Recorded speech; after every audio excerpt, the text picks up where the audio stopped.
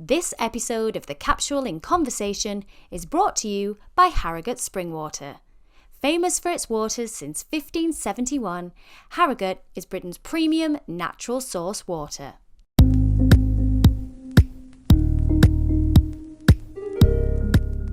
Hello everyone, you are listening to the Capsule in Conversation podcast. I'm Natalie Anderson and today I'm talking reframing anxiety, managing anger and mind over motherhood with psychotherapist and Sunday Times bestseller Anna Mathur. So sit back, relax and get ready to join us in our conversation.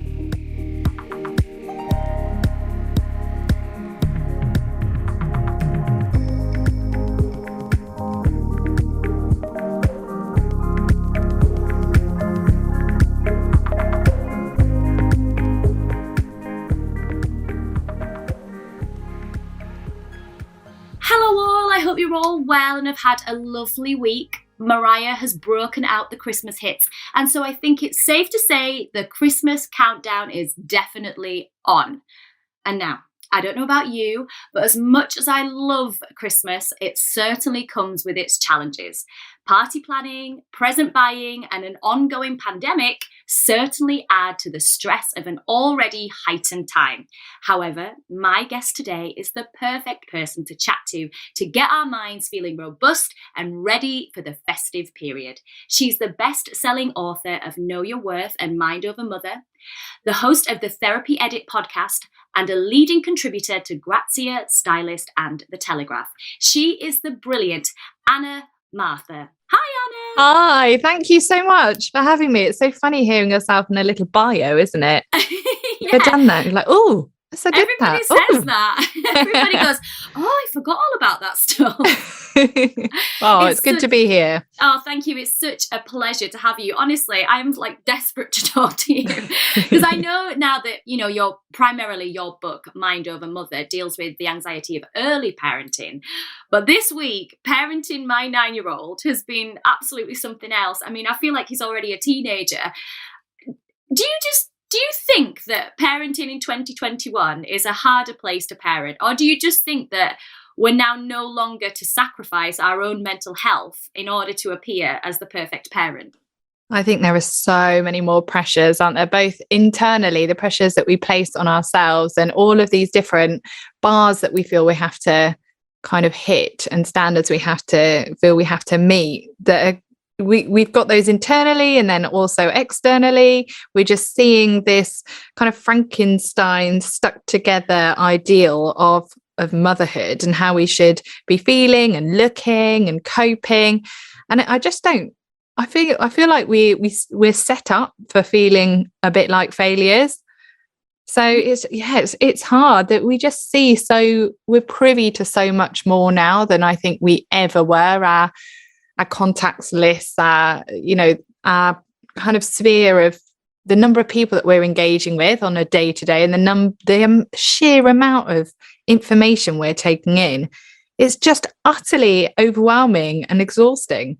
So I think it's harder. That's it. I kind of agree with you because I'm like, when I speak to my mother-in-law about this, she's like, I just don't know how you do it. And I always feel so bad. I've spoken about lovely Pam before on this podcast because she does everything perfect. And like the sandwiches, they're like afternoon tea sandwiches when my son goes to school and he's stayed at her house. And I'm like, I can barely put an egg together. Do you know, it's so rubbish. But she always says to me, but I never did. And I didn't cope with all of the different factors that you are just in modern day life. And I think as women in this generation and in this decade, particularly as mothers, we do have to give ourselves a break, don't we? We do have to go, actually, this is harder than what it was maybe 30, 40 years ago when we didn't have the influence of digital. Yeah. I think it's absolutely savage. I think it's really, really hard to constantly having to be coaching ourselves through this belief that what we're seeing is actually attainable. I feel like we're striving and fighting and working and pushing towards something that we're never, ever going to reach. Like, you can't do the little cute triangle cucumber sandwiches whilst also staying on top of all of the admin and keeping in touch with all your friends and not feeling like every time you open WhatsApp, you're looking at all these conversations you've completely forgotten to reply to. Everything is coming at us. And I think it's so affirming to hear that from, a family member, because you're just like, right, that validates, actually, this is hard. It is hard because it is hard. I'm not just not doing enough or failing. Yes. It's hard because it is hard.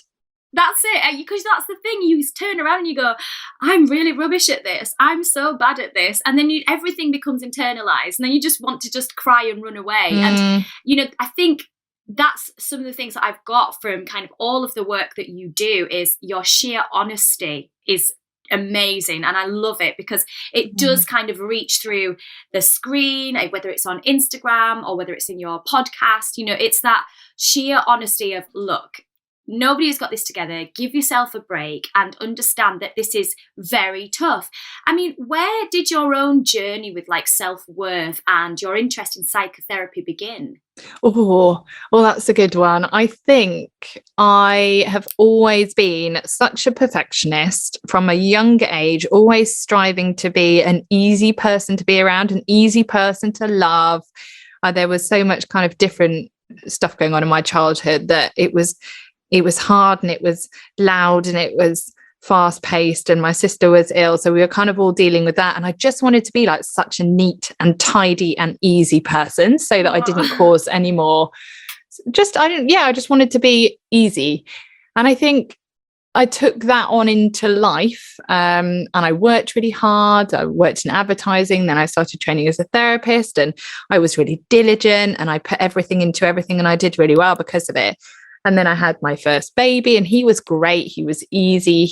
It was like he'd read the books. Those babies that just like, they nap when they're meant to, they hit the milestones exactly when the books say. And he kind of filled me with confidence, really. I really enjoyed that. And then I had another one, and he shook my world up, because suddenly, I realized that my way of coping with life was trying to control everything and trying to do everything well. And that those things made me feel like I was a good person. They made me feel worthy and valid. If I work hard, I get good grades, and I've got lots of friends, and my kid is cute and does everything he's meant to. So therefore I'm doing a good job, and I felt validated by all of that. And then I had my sweet wailing refluxy Charlie. He just turned that completely all on its head, because no matter how much I strived, no matter how much I tried to help him in his pain, no matter how much I tried to kind of juggle everything around being utterly sleep deprived, I just couldn't do it. And instead of thinking, actually, you know what, maybe I can't do it because it's too much, maybe I actually need to ask for support or let people help me, because I was always one of these people like, don't worry, I'm fine, I've got this, no worries. And I just kind of get on with things. But actually, I could not do that. I literally did not have the capacity to do that. So it was kind of this super mum that I had found so much identity in, I couldn't be anymore. And it was a bit of a crisis of identity, because suddenly I had to find a new way. There had to be another way. I couldn't believe that I was going to spend the rest of my life just constantly feeling guilty, constantly feeling exhausted, constantly feeling like a failure, constantly feeling like I couldn't make anyone happy. It was a horrible feeling. I was like, there's got to be another way. And that's, I think, all of my social media and everything I share is really inviting people on that journey of just respecting ourselves and appreciating ourselves and our needs and our feelings as much as we do those we care about. I think as well, it's so important to have that sense of community in that element, because I think what I found when I had my son is very similar in that my son was the same. He had colic, he had all those things, and you're thinking, oh, I've got the baby books and it's all going to be great, and then it just wasn't. And I'm a bit like you, I'm a bit of a perfectionist, I'm a bit of a control freak, and for me, when all your ducks in a row, it means you're doing really well and you're a great person, and yes, you could tick the list and look at me, and it's almost like a badge of honor. And so then when you don't have that, and it, as you said, your identity is you're not the straight A student who's getting it right all the time, and it sends everything crazy. Like, I found though that was an incredibly isolating time because I didn't want to speak to people. And we miss that kind of group. Well, I missed the mother and baby group type thing because I had to go straight back to work. And that sense of community, of talking it out and chatting it out. Do you feel like with social media now, that's our version of that, and that we are able to connect? And it's really important actually that we do. Yeah, I think it's one of those double-edged things, isn't it? Because I found social media when I was up all night with my second, and I found it was like entering this space where there was always someone awake. There was always something to read. There were people being so honest about motherhood in the ways that perhaps I didn't yet feel able to talk to friends, because I thought they've all got it figured out. I'm failing. I don't really want to be. I don't want them to see how much of a mess I am, how much of a mess I'm making of all of this. So I found such relief in the honesty that I found there. However, I also think on the other side of it, it fuels that feeling of I haven't got it all together, because we're hardwired as humans to believe what we see. So we have to really have a bit of energy to be going into this place. And I think it all depends on what your feed looks like. You know, my feed, everyone I follow is pretty unfiltered, pretty honest. So for me, it's generally, a good place to be. Probably not quite as much as I spend on there, but we're all guilty of that. I'm working on it. But we're hardwired to believe what we see. So if we're visually, we're seeing and we're consuming these images of, it's recently been Halloween, so there's all these kind of happy kids in the pumpkin patch. Now, we took ours, and yes, it didn't look like the pictures. And I was also really shocked that all the pumpkins, they don't actually grow there. They just take the pumpkins and they line them up in a field. It's like, who's done this? Who's spent all of this time? And they were kind of in size order. I was absolutely amazed. I'd never done that before. But we're hardwired to believe what we see. So if we see perfection, there's a part of our brain.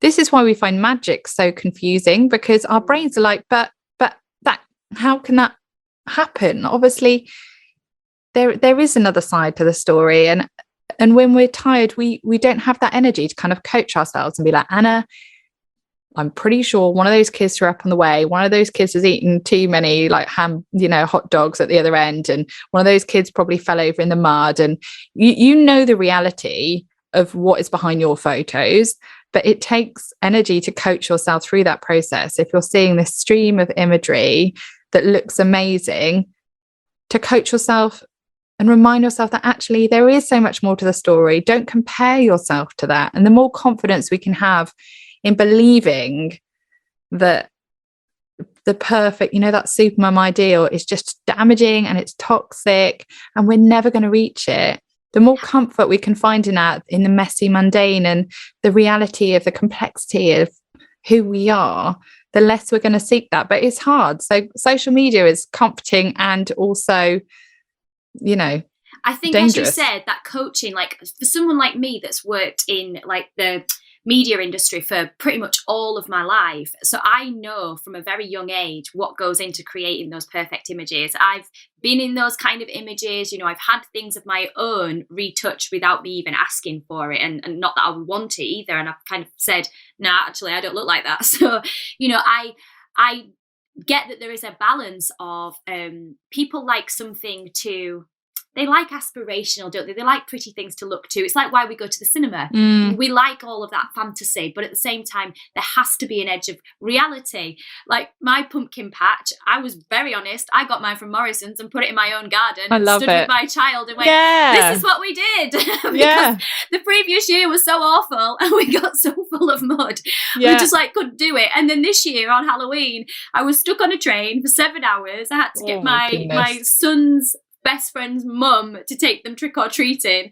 Had this most ridiculous picture of my son just like that, because I was like, I can't do Halloween, and it was a mess. But I thought, well, better to kind of join in and be honest than be like, oh, I can't possibly share anything because I did nothing. Be real about it, because that was my reality. I was that mum that didn't do much. So, Yeah.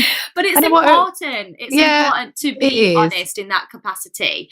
I mean, like, you now have 3 children, and would you say that you've become more confident as a mother with each child, or do you think that actually juggling 3 different personalities brings its own set of challenges?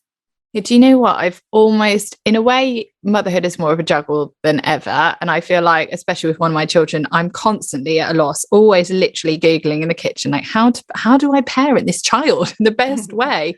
However, I feel like in another way, I've found motherhood has completely liberated me, because the more kids I've had, the more comfortable I have got with the absolute truth, the fact that we cannot control everything, and life isn't as fun when we try and control everything. Yes, I feel safer sometimes, but at other times, trying to control routine and trying to control all of those things that I love to have a handle on because they make me feel grounded, it just takes up so much energy. It's like swimming up a river against the stream. And it's just kind of, I think the more kids I've had, the more I've had to let go. And I found that so liberating. And the facade of I've got this all together is just, it's well and truly on the floor now. And I am that mum that will go up to someone in the playground and just blur everything out and kind of cry. And it's so freeing, because then you meet people in their mess. Like, you meet people, there's so few times where I will get a mum that will say, oh, I don't know what you're talking about, pull yourself together. It's actually so often like, oh my gosh, I'm so glad you said that. I've had a really hard day too.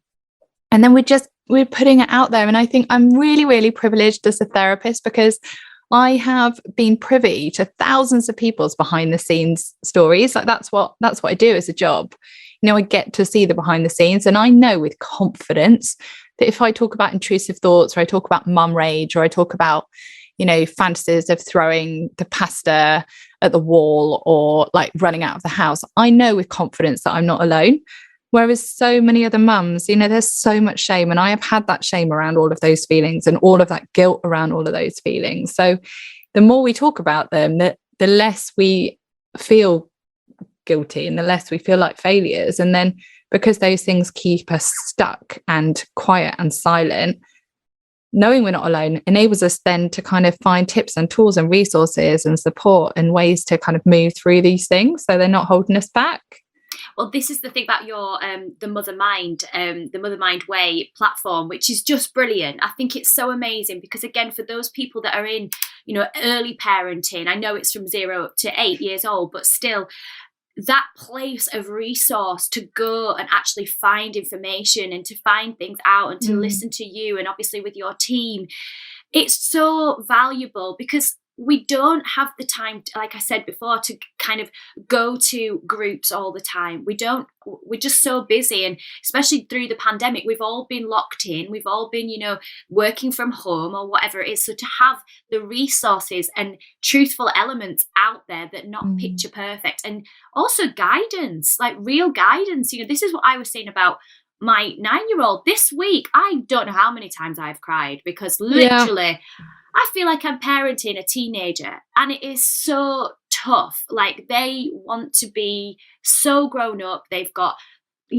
social media, peer pressure, YouTube, even though they've even YouTube for kids, it's still filled with all of these messages that we didn't have necessarily when we were little. I mean, I've had that this week. When I was 9, I wasn't doing that. And he was like, well, I'm a different 9 to you. But this really heated argument. And knowing that there is somewhere to go, to actually go, okay, how do I do this? How do I look after my thoughts? How can I rein myself in? Is so helpful. Just tell me a little bit more about the platform. So it's just, it came very much from wanting to have a load of resources for mums, because I think often, we're researching everything, we're just trying to equip ourselves to parent better, but actually so often we're the ones that need And the more, I'm a better parent when I have got tools for my anxious moments, my wobbly moments, right, my ragey moments. I'm a better parent when I really understand the importance of rest and those things that just get pushed aside. Because I think this weekend was such a good example. My husband was going to be with his friends all day on Sunday, and I think it was Thursday, I had an unbelievable meltdown, like a catastrophic, like the adult equivalent of my toddler throwing herself on the floor screaming. And and she does that, but I did the grown-up version. And I was saying to him, you can't go, I can't be left with the kids. I have nothing left, I've got no resources.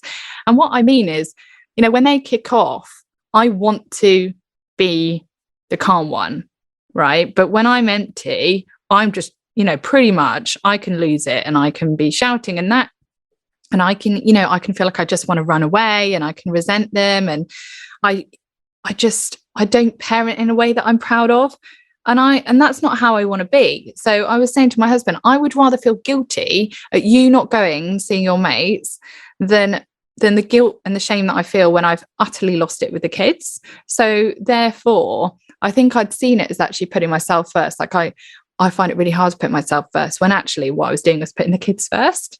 I was saying, I don't want to parent them in a way that I fear I might if I am left alone, utterly depleted for a whole day on Sunday. So he agreed that he wouldn't go, and he's completely fine about it. But then over the next few days, I literally took every opportunity for rest. And I'm talking, I cut all the corners, I took them to McDonald's, I literally just kind of took them to soft play so that I could just sit down. I went to bed early, I didn't do work on my non-work days. And then by Saturday evening, I said to him, you know what, I actually think I can do tomorrow, because I've built up some resilience and I've built up some resources. So if someone has a meltdown, it's amazing how often 3 of them can have meltdowns at the same time. I remember the first time I was like, what is the statistical likelihood? And off he went with we agreed that if I was struggling, I'd call and he would come. It was only like half an hour away. But I didn't need to, because I had a plan and I had something in the tank. And I think this is what the Mothermind Way is. It's really just nurturing mums, because as we nurture our children, we need nurturing too. It's like a car. The more you drive, the more fuel you need. And I think often this is where we get so burnt out and so low and so drained and feeling so disconnected and lost and alone, and our thoughts get loud. It's just because we're giving. And it's a simple science. Like the more you give out, the more you need, like your bank account. Otherwise you go into debt, and it's just the Mothermind Way is just is somewhere for mums to come and be nurtured and resourced and supported. And all of the resources are about mum. So I don't have anything really. I've never done anything on how to parent.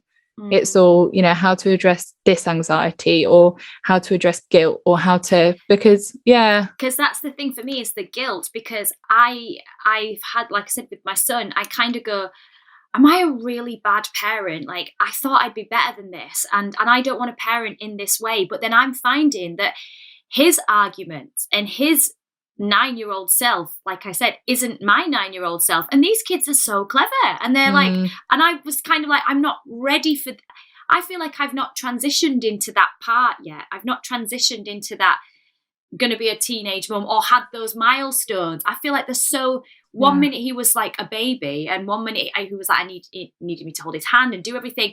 And now he wants, like, I want to walk to school, I want to do this, I want to do that. And so the guilt I have of going, I understand that he's got peer pressure because some of his friends do. I've now lost my temper with him because I'm like, these are my rules and that's it. And I hate that. And then I get upset, and then he gets upset. And I don't know what to do with all that guilt. And then you want to run away, don't you? You kind of go, oh, somebody else would be better at this than me. Yeah. And it's, gosh, I hear you. How do you deal with that guilt? Yeah, so I always say, and I remember this actually, I developed it in lockdown because there was so much guilt. The guilt was that I wasn't doing the home learning enough. I was literally ignoring some emails from the teachers at one point. I was like, I just can't. My kids can't, and I can't. And there was guilt around My work, I wasn't doing that well. There was guilt around the kids. I was just bored. I was bored of just constantly trying to find stuff for 3 kids to be entertained. And I had a toddler and she was just wrecking the place whilst I was trying to, oh my gosh, it was just, I felt so guilty. And then I think when we feel guilt and we don't address it, we just go into that spiral, don't we? And we start thinking, I'm a failure, like they deserve better than this. I'm never going to be good enough. And I don't deserve. And then it goes into our behavior. So then we think, I'm not going to do that nice thing for myself because ultimately I don't feel deserving of it. We get into kind of that self-punishment mode. And I was like, this is no way. I cannot live back in, that was very much kind of how my teenage years were, very self-punishing and perfectionist. And I was like, no, I'm not going back there. I've got to find a technique. So I developed this thing called ACT, A-C-T. And it's the idea that guilt is a flag. So if you feel guilt, just see it as a flag. You need to do something about it. Don't just let it sit there and eat away at you and tell you you're an awful person and you don't deserve love and you don't deserve good things. So you do ACT, address, compassion, and tweak. So just 3 quick steps. So address, what do I feel guilty about? I feel guilty about, really common one in the last year or 2 for people has been TV. I feel guilty that my kid watches too much TV. Okay, that's it. You've named it. See compassion. How can you bring compassion into this? Because compassion is what unsticks shame. Shame, when we feel shame about ourselves, we go from saying that's not really great for me to actually I am not great. We turn it from being kind of an external problem that needs to be addressed to the fact that we are the problem. And that's when we go into that kind of failure state and that self-punishment. So how can you bring compassion into this? Because I believe we are all deserving of compassion. So you might think, what would a friend say to me, or what would I say to a friend in this situation? And if I think, if it was you saying this to me, I might say, look, you've been juggling so much. Something has got to give. TV is much better than it used to be. It's understandable that sometimes you just need a bit of space. They need a bit of zoning out. It's completely understandable that this has become a tool that's been used maybe a little bit more than you liked.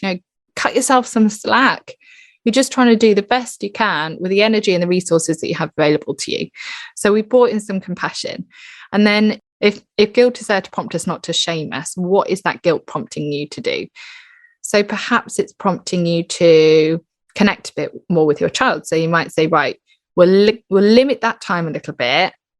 And then what I'm going to do is go and play a game. Like once a day, we'll sit down and we'll play a game. Or once a day, we'll sit down and read a book and we'll talk, in that time when perhaps they might have just been watching the TV. So what is it prompting you to do? Perhaps it's prompting you to find some other ways to escape. Perhaps you've been escaping into work and TV's acted as a childminder. What else might you do that might give you more than the work that probably takes away a little bit or causes stress? Perhaps you can use some of that time to go for a walk and then you'll have more energy to interact. So it's just, if that guilt is prompting you and it's a little red flag, what might it be prompting you to do? And then once you've addressed it, you can that guilt has no purpose anymore. Yeah, because I think as well what it does is it takes me back to sometimes being a child myself. And like when I'm arguing with my child, I sometimes end up in defending myself as if sometimes I'm having a childhood argument with my own mum and I'm arguing with my child. And I'm like, I don't know where that cycle kind of comes from, but please tell me you don't see that just from me. No, absolutely not. And I think it's always so helpful to identify this, because then you can ask yourself, I think often when we're in that fight mode, there's a fear there. So it can be really helpful to think, right, when I'm in this fight mode with my own child, if there's a fear there, if I'm actually underneath it all, there's a young part of me. And that's what I think you're identifying, that little you inside that's kind of fighting to be heard. What are you fearing? Yeah, I think that's the thing, isn't it? It's like trying to identify that, because and you know what I think it comes down to? Again, what you said earlier, like in my teenage years, it's that failure. That's always been such a big issue for me. And so I think if says his little point, and and I do always try to listen, and we always talk it out, which is lovely, but I think I get very defensive because I think, oh, he thinks I'm failing him, and then I go, I'm failing him, and then this is what I mean in terms of the anxiety, the intrusive thoughts, and we all get them, don't we? We definitely get those intrusive thoughts that, you know, come back from way back when. They sink in. What's your tips for dealing with those kind of negative emotions and thoughts? I think it is actually just recognizing that that's what they are. They're negative emotions and thoughts. And it's not you. They're not a statement about who you are or how well you're doing. They're just thoughts that you're having. And we can't control what thoughts come into our head. We literally cannot stop it. You know, it's kind of saying, don't think about chocolate. And then suddenly you're thinking about chocolate. Like, the more that we try and control them, the more that they come. And I think, you know, first of all, just acknowledging them for what they are, their thoughts. It's like a car driving past my house right now. I'm looking out the window. I can't control whether that car comes or not, but I can see. I don't have to invite it in. I don't have to go and flag it down and say, oh, come in for a cup of tea. I can just let it go by.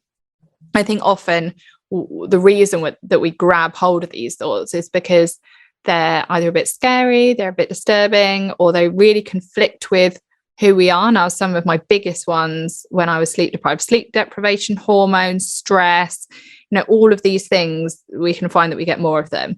So then we can find that we grab hold of them more and they take hold.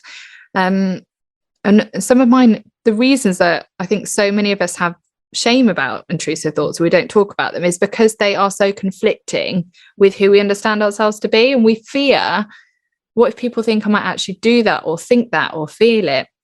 And I wrote an article recently about the intrusive thoughts that I had when I was so sleep deprived, and about throwing my child out the window. Now, I never did it. I never will. But it was just a thought that came through my mind, because I think often in motherhood, there's like this collision. And I think of it as like, you know, thunder being the hot cloud and the cold cloud, and they come together and it just causes this thunder. You know, we've got this maternal part of us that is loving and protective. And then we've got this kind of, you know, this reptilian caveman side of us that is, quite frankly, just needing to protect ourselves. Like, we are human, we need to protect ourselves, and sometimes those two things are in absolute conflict. So often this is where the biggest intrusive thoughts come, is when our maternal mind, like our drive to protect, comes head to head with that fight or flight part of us that is quite simply down to self-preservation and like saving our sanity in our life. And those two things might be in conflict. Like, I love my kids, but right now I want to run out the door, or like right now I want to throw this pasta like all over them or whatever. And then we're like, oh my gosh, who am I? What am I thinking? What would someone say if they knew I was thinking this? What kind of mother am I? I don't deserve my kids. I don't deserve, like, what would my husband say if he knew the reality? And then we pour all this guilt and shame over it, when actually it was just a thought. It was just a conflict in our minds in that moment, our fight or flight, self-preservation little bit, coming into like blows with our maternal, this is what we do, this is what, because we love our kids and we're moms and we love and we're patient and we're kind. But actually we can't be all those things all the time. And it's like you're saying there, you know, when you think about society, I mean, you know, when you consider like wet nurses and people like that back in the day, kind of that took a lot of that pressure, so to speak, away from the mother.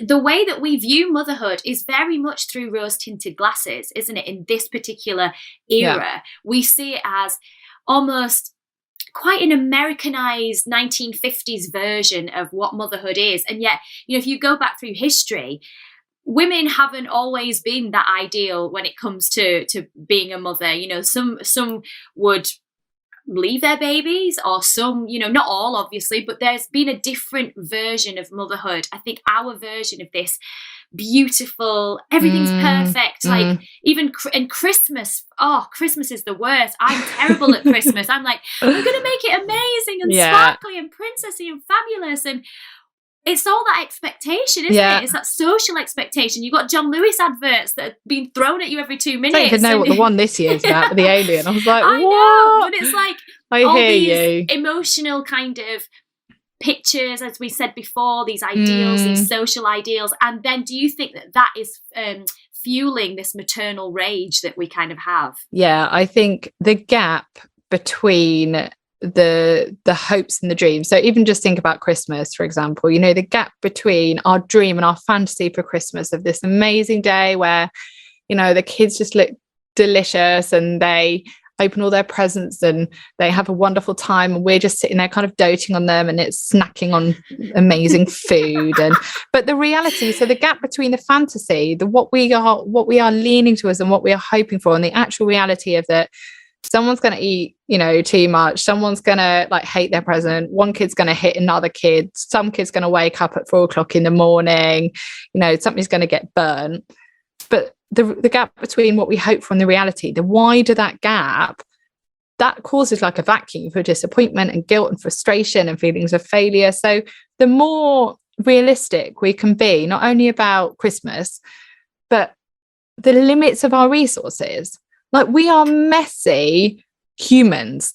I'm not talking about, you know, externally, but we're like a melting pot of all these different conflicting emotions. And this is a big problem, I think. As soon as we become mums, it's this expectation that we will feel nothing but patience and gentleness and maternal vibes, and just, you know, we will just be calm. And actually, oh my gosh, like we're balls of energy and emotion, and it's conflicting, and we're jealous and we're angry and we're rageful and we're bored and we're lonely and we're, you know, we hate sometimes, and that's there too.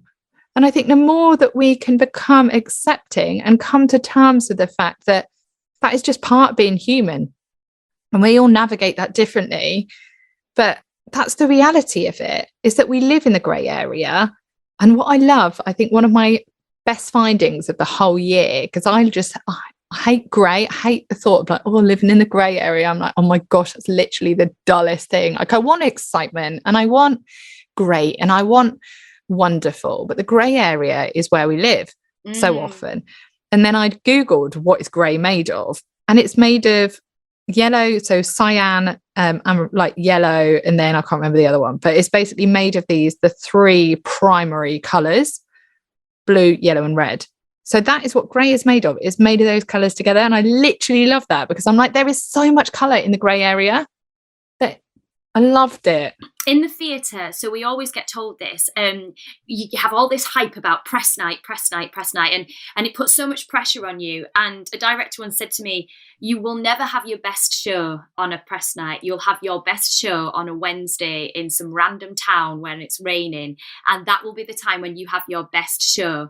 And that is how I kind of now see parenting. It's like, sometimes it's the odd Saturday in April that's like not the one that's got any high expectation, but that will be the most amazing family day for us, and there'll be nothing else more to it other than all the components came together for just a lovely day. And there was, like I said, there was nothing at all that was kind of heightened, it's those moments that I really treasure. And I think, actually, remember that just because it didn't go right at Christmas, just because it didn't go right on a birthday or something else, think of all those other Tuesdays in whenever that have been amazing, and that's your real life, and that's the moment that you need to really remember and treasure as what your life is.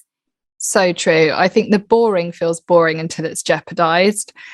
And I think, having gone through loss in our family, when we were facing that loss, it was the boring we wanted.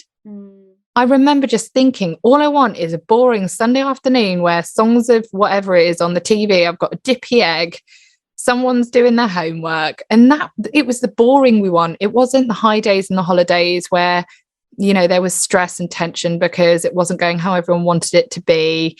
It's the boring. And I think, you know, that's where the magic, and this is what Brene Brown, she says, the magic's in the mess. The nitty gritty day to day, this is the stuff that means everything. This is the stuff that when life hangs in the balance, or when the curveball comes, this is what we want back. This is what we want back. And I try so hard. And again, coaching ourselves takes energy. So even more reason to get the rest that you need so that you can try and be present in some of those moments. And I try and just remember in those moments where I'm just with the kids and it's a Wednesday afternoon and everyone's a bit overtired, and I try and just look at them and I just think, this is the magic in this mess. This is the nitty gritty of life. this is what I want to hold on to. And I just take that moment and it, and it helps. It definitely kind of, like you say, I love that phrase. It's something we've used before on the Capsule as well, that I totally agree with you. And like when you do look back on life, you want to look back on a fruitful, energetic, passionate life that was maybe chaotic, because they're the stories. When you speak to older people and they tell you of their stories of couples that have been married 50 years and they're like, oh, well, let me tell you, they're the best stories. And it's owning our story and owning that part of us and owning what kind of mother we are. And we haven't got it all together. And owning that, as you said, that mess, but that mess is our mess and it belongs to us. And it's something that we should feel actually really proud of, because we got through that day and we got through the next day, and actually we're all right. We're survivors. We're good. We kind of are good at this. It's good to sometimes reflect on that. I just want to take us slightly away from just talking about motherhood to talk about anxiety in general. You've said in your Reframing Anxiety course that not all anxiety is bad. Tell me what you mean by that. Yeah, so anxiety in and of itself is really, really important. It's awareness. So our bodies react to risk. So anxiety is there ultimately to save our life. So I like the example. I think my mum told me this. She's a therapist as well, actually. And she was saying, imagine a car alarm. That car alarm is there. It is set. So if the car is at risk, if the safety of the car is at risk, if someone's trying to break into it, it will go off. It will alert you so that you can run outside, they can scare the person away, and the car is safe. But the anxiety that so many of us often feel is that what has happened is that car alarm is like hypersensitive. So it's going off if there's a breeze, it's going off if someone's walking past it, it's going off if a cat kind of brushes the wheel. And then that alarm's going off. And I think this is what's happening in so many of us, is that we're just kind of hyper vigilant, hyper aware, and our minds are racing, and we're rushing ahead into a future that has not or may not happen. And we've got all these anxious thoughts about all the things that could go wrong. And then we're trying to control our present moment so that doesn't happen. And then, life and enjoyment and presence just gets completely swept up and swept away, because we can't relax, we can't enjoy when we're essentially scared. And so in that moment, do you think it's not a bad thing then to be kind of hyper aware sometimes, to be that vigilant, to be kind of, you're like, actually I can use this as a tool sometimes, like my anxiety can actually benefit me in the sense that I, like you say, I'm aware and I'm present and I'm in the moment, and therefore I'm kind of really in life, if you see what I mean. I'm I'm really living it. I think so. The other day I was out for a walk, and my youngest loves to scoot. So she's on a scooter, she's tearing around this corner, she's suddenly gone out of view. Now the road is, it's not a really busy road, but I get this intrusive, anxious thought that, oh my goodness, she's going to get hit by a car. So then my whole body is then priming itself. You get that shot of adrenaline. You're kind of, you're poised and ready to run and like run around the corner. And actually, if I can see that intrusive thought for what it was anxiety doing its job to alert me of risk and responsibility, potential risk to her, my responsibility as a mum to try and protect her as best I can. So there are two routes I can go down here. I can either start running around the corner screaming like, Florence, get in, don't go down there, and get really upset and really cross and startle her. And then in my mind, I've got all these visions of a car and I'm playing it all out. You know how we do that? We turn this thought we turn it into a theatre. And then I'm feeling heartbroken because my mind, our bodies don't know what is actually happening and what isn't. So if we're imagining these horrendous scenarios, our bodies feel like it's actually happening. So we're feeling physical bits of grief and fear and terror and shock. So I've gone through this whole like little scenario in my head. She's then like, what? Oh, I was just getting around the corner, and why are you shouting at me? And I'm then thinking, oh my gosh, my heart is breaking because I've just gone through this horrendous story in my head. And then, and it's gone in a tailspin. Or I can see that anxious thought for what it was. It's there to remind me of the risk and my responsibility. I might quicken my pace, So she's back in eyesight, and maybe just call for her to get in a little bit. And then that served its purpose. But I think often what we do is we go the whole shebang, and we, it turns into that theatre, from that thought to that theatre. And our bodies get involved, and we're then kind of hypersensitive and hyper-aware and hyper-vigilant. And it's changed the whole course of the next half an hour, whilst my body kind of goes back and calms down, and I've regathered my thoughts. So I think it's very few times that anxiety actually is there to serve the purpose that it intends. And it is so much more often that we turn that thought into theatre, and then our heart is a little bit broken. I think, therefore, that's what we need to remember, is that, as you said, it's because we're not often told enough, or we don't kind of acknowledge enough, that it's a natural reaction. It is part of our body. It's a part of who we are. And so therefore, rather than kind of being frightened by it, like what you were saying about the red flag with the guilt, it's a similar kind of thing of going, okay, so don't be afraid of the anxiety necessarily. It's like what you said, reframing your mindset and the conditioning to going, actually, I don't necessarily need to be scared of this emotion. It's not something that I'm familiar with, like with this adrenaline runs around my body. But if I accept it and I understand it, then I can move on from it quicker, rather than, as you said, let it all play out and then it become part of your day. And then before you know it, you've become an anxious person. Yeah, you're a bit of a ball of adrenaline and kind of you're hypersensitive and you're feeling a bit shaky and you're feeling a bit on edge, and then the kids feed off that, and it's hard to kind of get a handle on it. And I think what we're looking for, I think so often, it's important to acknowledge that childlike part of us, that when we're feeling scared and we're facing potential risk, what we want is someone to sweep us up, put their hands on our shoulders and promise us that it's going to be okay. Don't worry, that will never happen. You don't have to worry about that, Anna. It's fine. Everything is fine. You're safe. Everyone you love is safe. And I think the hardest thing about being a human is that no one can ever really do that. No one can ever promise us. So it's like trying to find ways to navigate the fact that we're vulnerable.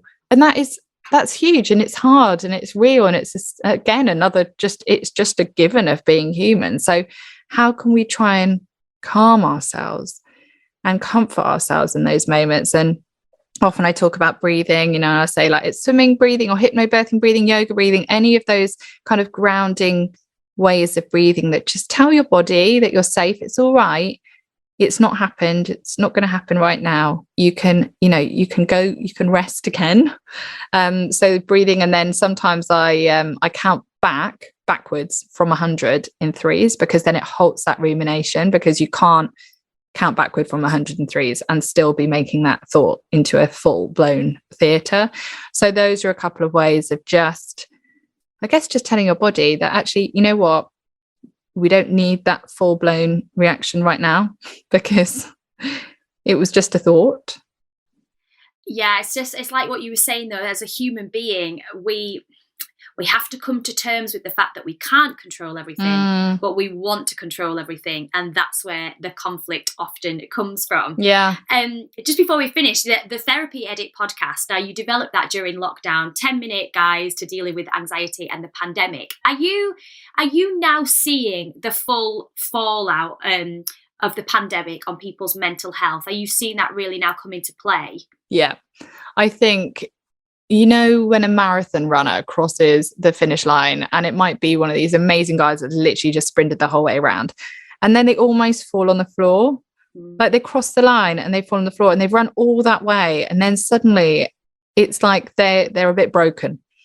And I think when we've been through something so ongoing, it's so easy to underestimate the fact that there is a cost to keeping calm and carrying on. All of those days where you might have woken up and thinking, thought to yourself, oh my gosh, I literally can't do this again today. I'm going, my brain's going wild. I'm exhausted. I can't, it's Groundhog Day. I can't do it. Or perhaps there have been arguments that you've swallowed down, or needs that you haven't met, or feelings that you haven't acknowledged. And you've had to do that just to carry on, just to, keep the home feeling as happy as it possibly can and healthy as it possibly can for the kids, which have been the priority. And I think there are so many people now feeling a bit broken, and it might be kind of just burnout, overwhelm. It might be, you know, all of these needs and feelings that have been pushed to the side have now suddenly come to the surface.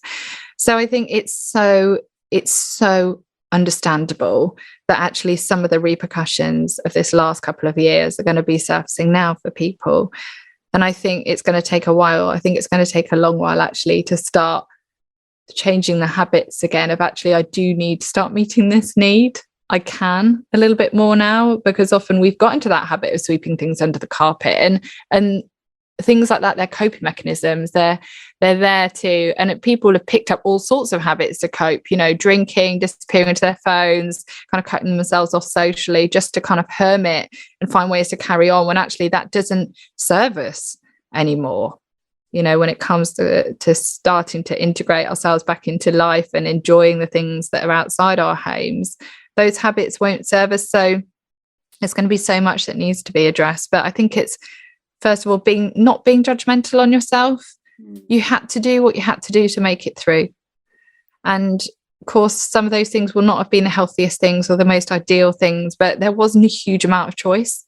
So let's be kind to ourselves, and let's not go into that shame, because that's what will keep us stuck and carrying on in those ways. So, and just supporting each other as well, and just having those conversations and recognizing that people are going to be a bit rusty still, and that's okay. That's not failing. That's completely normal human response to what people have been through.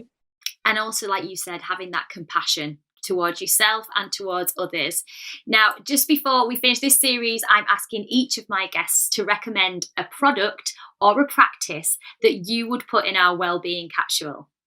Okay, now this is a weird one, but it's something I never ever thought I would do. And do you know when something keeps popping up? So I would watch something or listen to it, and this thing would pop up, and the more it pops up, I start feeling like, maybe this is something I need to try. Anyway, so I just kept reading about cold showers. Cold showers. So since, I think, for over a year now, pretty much every single day, I have a 2-minute icy shower. Oof. And honestly, I could not even cope for like 15 seconds to begin with. But I remember stepping out the shower after doing like 15 seconds, and I felt badass. I was like, oh my goodness, I feel exhilarated and alive and powerful. And it's something it does to the nervous system. People have to read into it, because I might not report it very well, but it just kind of gives you a bit of a reset. And I never come out of a cold shower feeling the same that I went in. So now it's just one of my things that I do, and sometimes I crave it, and I never don't look forward to it. So there's like a funny little practice. Give it a try. Obviously, you've got to, check any contraindications, heart issues, all of that. Make sure you're doing it safely. But I absolutely love it. And now at my gym, there's a plunge pool. So I take my book in there. I don't know what's happened to me. Admittedly, never longer than 2 minutes. I'm out there like a rocket as soon as it hits that 120 seconds. But I don't know why. I can't explain it. But it's all consuming. You can't think about anything else than doing the deep breathing. There's definitely method in it, because if you look at Wim Hof, like his method is proven really for like lowering your heart rate, kind of resetting. So I love that you've picked that one. That is an absolutely brilliant. Have you done it? Have you tried it? I've tried it before. My best friend, she's massively into the Wim Hof method, and she taught me a lot of the breathing, and she often tries to get me cold water swimming. And I'll be honest, I'm not bad. I do chuck myself in. I'm not bothered, but I can't. The cold shower bit is the bit that I'm like, oh, I don't mind going swimming in a lake and just throwing myself in that way. But to get up and get a cold shower, you're braver than me. Oh, well, I don't know. It makes me feel brave, I think. When I don't feel brave, I'm like, but I can have a cold shower. It's just, I think it's a funny thing, isn't it? That it's often the little things that are the big things, I think, for us. Well, I applaud you for that little thing. It's amazing. And now, Anna, sadly, we have run out of time for today, but thank you so much for being with me. You've been an absolutely brilliant guest. I could have I could have kept you here all day, because so many amazing things. So thank you so much for being with me. Thank you so much for having me. It's been a pleasure. Thank you. I hope you guys at home have enjoyed our conversation and that it's left you feeling ready and prepared for the busy Christmas period. And remember to own your own magic in the mess. That is the biggest thing that we should take away from today. It doesn't have to be perfect. Your life is already brilliant in its more chaotic moments. Now, for more advice from Anna, you can find her on Instagram at Anna Mathur and at www.annamathur.com. You can also find Know Your Worth and Mind Over Mother in all good bookshops and online. I highly recommend that you add them to your bedtime reading list. As always, for more wellbeing, fashion and beauty, you can visit our website, www.thecapsule.co.uk, where you can also catch up with our previous podcast episodes by visiting the In Conversation page and subscribing to any of our podcast channels and YouTube. It would be lovely to hear your thoughts on this series, so please do leave us those rates and reviews. That would be amazing. If you're a social butterfly, you can also catch us on Instagram and Facebook at Official Capsule. I will be back next week with another very special guest. But as always, all that's left for us to say today is goodbye. So it's goodbye from Anna. Bye. Thank you for having me. And goodbye from me.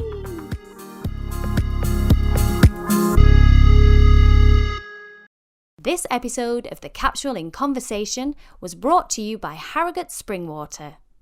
Bottled at source, Harrogate Spring offers a pure, refreshing taste with a delicate blend of naturally occurring minerals and electrolytes, perfect for healthy hydration.